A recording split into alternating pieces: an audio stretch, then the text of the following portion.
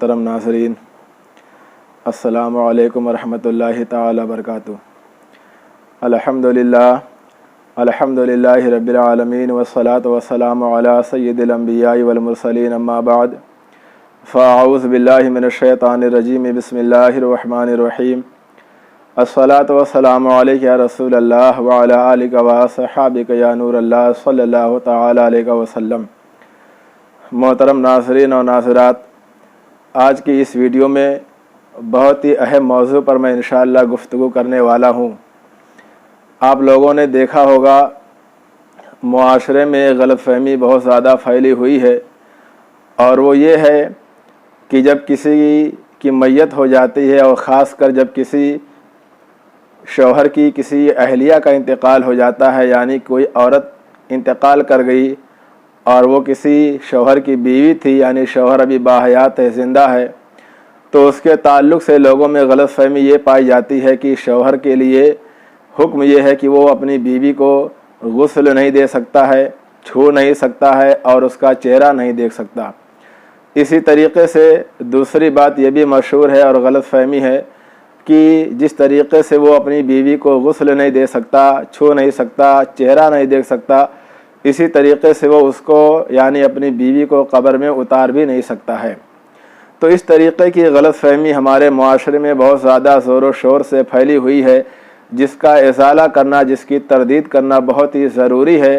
تاکہ ہمیں صحیح مسئلہ معلوم ہو سکے اور دین اسلام کی صحیح سمجھ ہمیں ہو سکے۔ تو ناظرین کرام، آج کی اس ویڈیو میں آپ کو بتانا چاہتا ہوں اس تعلق سے کہ پہلی بات تو آپ یہ سمجھ لیں کہ اگر عورت کا انتقال ہوتا ہے، یعنی کسی کی بیوی کا انتقال ہوتا ہے، تو چونکہ انتقال ہوتے ہی میاں اور بیوی میں جو رشتہ ہوتا ہے نکاح کی وجہ سے وہ ختم ہو جاتا ہے۔ جیسے ہی عورت کا انتقال ہوا وہ رشتہ ختم ہو جاتا ہے اور دونوں ایک دوسرے کے لیے اجنبی ہو جاتے ہیں، اور جب اجنبی ہو گئے تو ظاہر سی بات ہے مذہب اسلام میں ایک مرد کے لیے دوسری عورت کا دیکھنا، غیر محرم کو دیکھنا، اجنبی کو دیکھنا، چھونا، یہ جائز نہیں ہے، ناجائز ہے اور حرام ہے۔ تو جب تک رشتے نکاح میں تھے تب تک کوئی بات نہیں، لیکن جیسے ہی عورت کا انتقال ہوا تو ظاہر سی بات ہے انتقال ہوتے ہی وہ اس کے نکاح سے نکل گئی، اور اب وہ دونوں ایک دوسرے کے لیے اجنبی ہو گئے، اور جیسے ہی اجنبی ہو گئے تو اب ظاہر سی بات ہے کہ مرد اس کو ہاتھ نہیں لگا سکتا، اس کو غسل نہیں دے سکتا ہے۔ ہاں، چہرہ دیکھنے میں کوئی حرج نہیں ہے، لیکن ساتھ ہی ساتھ یہ بھی بات غور کریں کہ اگر وہ مرد یا جو شوہر ہے اپنے ہاتھ میں کوئی کپڑا وغیرہ لگا لے، اور اتنا موٹا کپڑا ہو جس سے بدن چھونے میں کوئی ایسی فیلنگ نہ ہو یا کسی گرمی یا حرارت کا احساس نہ ہو، تو مرد ایسا کپڑا پہن کر کے ہاتھ میں اس کو غسل دے سکتا ہے، اپنی بیوی کو غسل دے سکتا ہے۔ اچھا، دوسرے پہلو پہ ہم اور آپ جب غور کریں گے، دوسرا پہلو یہ ہے کہ مثال کے طور پہ شوہر کا انتقال ہو گیا اور بیوی اگر موجود ہے، تو چونکہ شوہر کا انتقال ہوا اور بیوی موجود ہے، اب اس بارے میں شریعت کا حکم یہ ہے کہ بیوی مرد کو یعنی اپنے شوہر کو غسل بھی دے سکتی ہے، نہلا بھی سکتی ہے، چہرہ بھی دیکھ سکتی ہے، چاہے وہ اپنے ہاتھ میں کپڑا لگائے یا نہ لگائے۔ اب آپ سوچتے ہوں گے کہ بیوی کا انتقال ہوا تو شوہر کے لیے حکم یہ ہے کہ بغیر کپڑا لگائے، جس سے اس کے بدن کی حرارت وغیرہ محسوس نہ ہو، وہ غسل نہیں دے سکتا ہے، چھو نہیں سکتا ہے، اور وہیں پر اگر شوہر کا انتقال ہوتا ہے تو عورت جو ہے اس کو غسل دے سکتی ہے، اس کے بدن کو چھو سکتی ہے۔ ہاں ناظرین، آپ نے صحیح سنا، لیکن دونوں باتوں میں فرق یہی ہے جو میں نے پہلے آپ کے سامنے عرض کیا ہے، یعنی مرد اور عورت میں جو رشتہ ہوتا ہے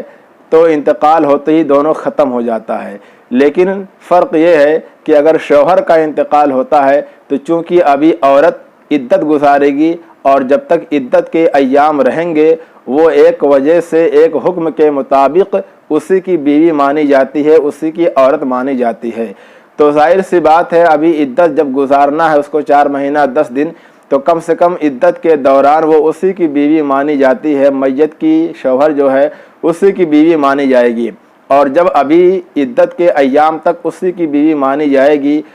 تو وہ جب اس کی بیوی ہے ایک حکم کے مطابق شریعت کے حساب سے، تو جب اس کی بیوی وہ بنی ہوئی ہے تو ظاہر سی بات ہے وہ اپنے شوہر کو جو کہ انتقال کر گیا ہے مردے کی شکل میں ہے وہ اس کو نہلا بھی سکتی ہے، غسل بھی دے سکتی ہے، چھو بھی سکتی ہے، دیکھ بھی سکتی ہے۔ لیکن اس کا الٹ معاملہ ہے کہ اگر بیوی کا انتقال ہو جائے تو وہی معاملہ ہے کہ نکاح تو ختم ہو گیا، دونوں ایک دوسرے کے لیے اجنبی ہو گئے، تو اب ظاہر سی بات ہے یہاں مرد کے لیے تو عدت کے ایام نہیں ہیں، مرد کو تو عدت گزارنا نہیں ہے، تو یہاں فوراً سارا معاملہ ختم ہو گیا، ایک لمحے میں دونوں ایک دوسرے کے لیے اجنبی ہو گئے۔ تو اب مرد کے لیے حکم یہی ہے کہ وہ بغیر ایسا کپڑا لگائے اس کو چھو نہیں سکتا ہے، اس کو غسل نہیں دے سکتا ہے۔ تو میرا خیال ہے کہ بات سمجھ آ گئی ہوگی کہ چونکہ مرد کے لیے عدت گزارنا نہیں ہے اس لیے وہ اس کو اجنبی ہوتے ہی چھو نہیں سکتا ہے، غسل نہیں دے سکتا ہے، لیکن چونکہ ابھی عورت باقی ہے اور شوہر کا انتقال ہو گیا تو ابھی عدت گزارے گی، اور جب تک عدت میں وہ رہے گی تب تک اسی مرنے والے شوہر کی وہ بیوی شمار کی جائے گی۔ تو ظاہر سی بات ہے جب وہ بیوی شمار کی جا رہی ہے تو اس کے لیے اپنے مرے ہوئے شوہر کو غسل دینا، چھونا سب جائز ہے۔ دوسرا مسئلہ یہ ہے کہ کیا شوہر اپنی بیوی کو قبر میں اتار سکتا ہے یا نہیں؟ جی ہاں ناظرین، بالکل اتار سکتا ہے۔ کیا آپ نہیں دیکھتے ہیں معاشرے میں کہ کسی کے گھر کی عورت کا انتقال ہوا تو لوگ اس کو گھر کے محلے والے رشتہ دار یا امام صاحب مولوی وغیرہ لوگ اتارتے ہیں، 2-4 آدمی پکڑ کر کے قبر میں اس کو اتارتے ہیں۔ تو جب وہ لوگ یہ کام کر سکتے ہیں تو بیچارہ شوہر کیوں نہیں کر سکتا؟ حالانکہ وہ کفن میں لپیٹا گیا ہے، کہیں چھونے کا بھی معاملہ نہیں ہے، بدن سے مس ہونے اور ٹچ ہونے کا بھی معاملہ نہیں ہے۔ تو یہ جو عوام میں غلط فہمیاں مشہور ہیں تو آج میں نے اس کا ازالہ کر دیا ہے، اور اس بات کا ثبوت انشاءاللہ مفتی امجد علی اعظمی صدر الشریعہ رحمۃ اللہ تعالی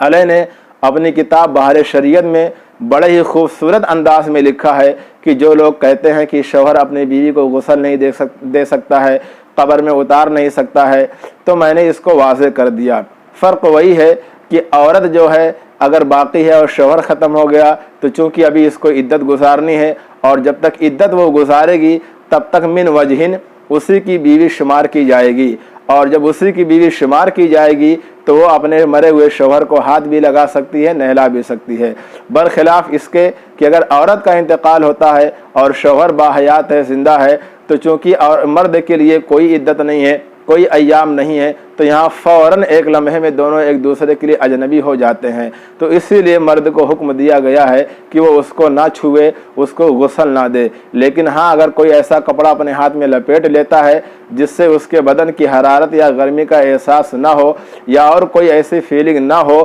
تو اس کو غسل بھی دے سکتا ہے، نہلا بھی سکتا ہے اور چہرہ بھی دے سکتا ہے، اور قبر میں تو بالکل اتار سکتا ہے جیسے اور لوگ اتارتے ہیں۔ تو اللہ کی رحمت سے امید ہے کہ آج ہمارے ناظرین اور ناظرات کو یہ مسئلہ سمجھ آ گیا ہوگا۔ اللہ رب العالمین کی بارگاہ میں دعا ہے کہ ہمیں دین اسلام کی صحیح سمجھ عطا فرمائے، آمین۔